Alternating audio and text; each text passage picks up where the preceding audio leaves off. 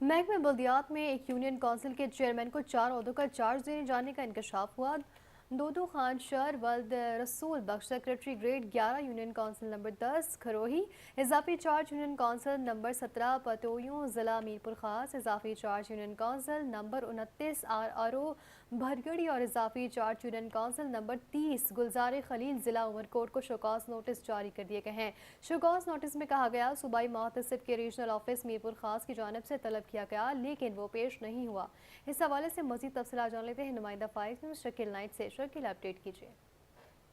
देखें, ये एक यूनियन काउंसिल का सेक्रेटरी है, इसको 4 ओहदों के चार्ज दिए हुए हैं और ये इतना लाडला है कि इसको मतलब कोई आप इतना बासर है कि इसको कोई मीपो खास, कोई उमरकोट इस तरह के विचार।